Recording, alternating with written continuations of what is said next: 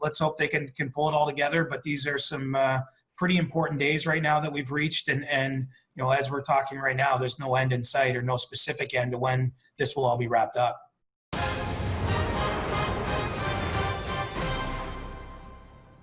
Carolyn Cameron alongside Eric Engels and Chris Johnston as we await more news on the NHL's return to play plan. Eric, you've spoken to a number of players over the past few days, and many of them are concerned about the return to play. How so? Yeah, well, I think firstly, they're human beings, right? Just like you and me. Yes, they can do something exceptional that we can't do, but they have the same concerns that we do about living in a post-pandemic world, or I should say right in the midst of it. That aside, there's CBA concerns. There's concerns about giving up their summer and potentially next summer too. There's concerns about risk of injury and contracting the virus. And I think what we learned, or at least what I learned in having conversations with players from various teams over the last couple of days, is that that concern is a little bit more widespread than we would have assumed before the players potentially vote on this issue. All that said, that could be alleviated by the flow of information becoming that much larger over the coming hours or days. And the more they know about what they're signing up for, the more likely it is that they'll agree to it. Yeah, Chris, is this just a sign of perhaps lack of transparency and just information before things are finalized?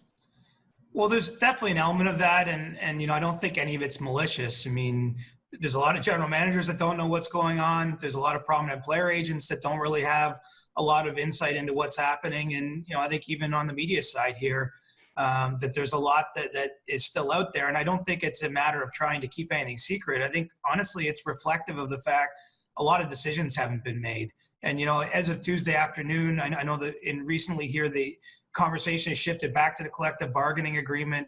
I've heard that the framework there, which, Elliot Friedman and I have reported on a little bit last week, is largely done, but there's still 10%. And that's usually the important 10%, finishing off something like that. The hub cities still are not decided upon. I think that there's a fair amount of work that's been done on what the protocol is governing everything. But until you kind of make these series of decisions, they've kept that information as tight to the vest as possible. And it's not just players out there that are in the dark about this. I think a lot of people in the industry are still wondering, hey, it's June 30th. What's happening here? Well, and Eric, you alluded to it, that they've given some of the reasons. They're human, and giving up their summer, giving up possibly some of next summer as next season possibly gets bumped. What was their perspective, if you could get into a little more detail? Yeah, I mean, I think we largely covered it in those 2 points, but, more to Chris's point, much of the perspective is the fact that they have been kept in the dark about things, and understandably so.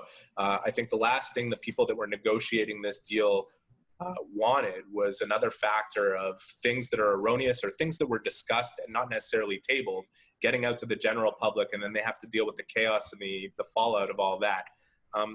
Bring it back to the players' concerns, at least the ones that I spoke to.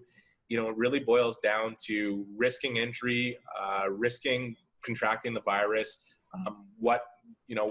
the level of uncertainty they have about what they're signing up for at this stage of the game, knowing that training camp is around the corner and scheduled for July 10th, even if it gets pushed back by a couple of days. We're getting really close enough to the wire.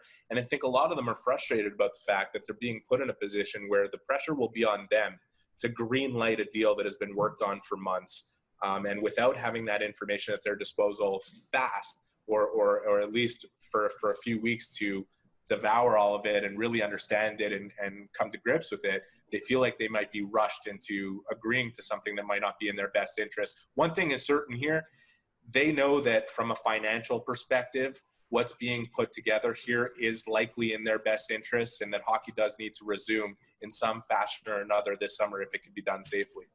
Chris, for this to be done safely and for a deal to get done, even just simply for the return to play, not even for the CBA, what's the holdup or what's left in the process? Well, I think the biggest thing is probably the CBA, just because that's viewed as essential to making this all work. Hovering over everything has been that the decision on which two cities the games will be played, but we're down to 4 now. It's just Toronto, Edmonton, Vegas, and Chicago that are in consideration. I have to have a feeling that there's a pretty good indication or inclination of where that's headed. But I do think the CBA is still the biggest issue.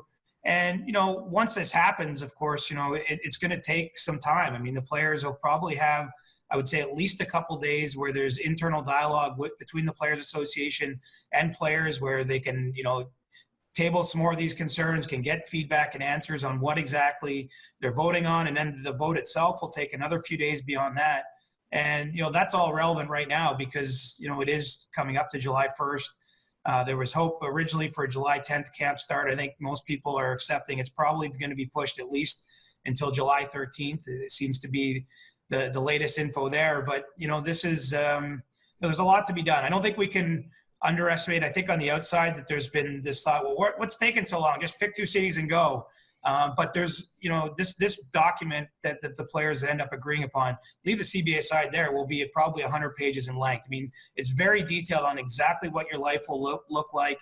If you're a member, say, of the Montreal Canadiens and you're going to be based in Toronto, this is what hotel you stay in. This is what it goes. It's extremely detailed. And, the fact you're doing that, plus a CBA extension, which in the history of this league usually takes a few months of the season to get done, and dealing with just this strange time in our lives where, it was going to be Vancouver and Vegas a week ago as the 2 cities that were hosting. Now it's possible neither of those cities end up with it because things have changed so much internally. I think that the combination of those things is what's sort of taking so long.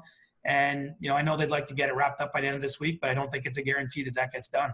And Chris, it seems kind of silly right now to look ahead to 2022, but they have to look ahead to 2022 in the Olympics in the current CBA negotiations. And the Olympic Games are hopefully a possibility for NHL players to participate in. They are, and that's going to be good news to a lot of them. I mean, let's face it, what's made the NHL so exciting to watch the last number of years? It's all these young star players that have come into the leagues, the Connor McDavids, Austin Matthews, Johnny Gaudreau, Mark Scheifele, right down the list. And I know a lot of those guys entertained us on Team North America at the 2016 World Cup, but they want to play for their own countries and they want a chance at best on best and to live, some of the things that Sidney Crosby and their predecessors, Alex Ovechkin, got to do at the Olympics. So, the fact that that's on the table, I think is going to be a good thing for players. But, obviously the number of issues that affect the wider membership, and you've got to consider that.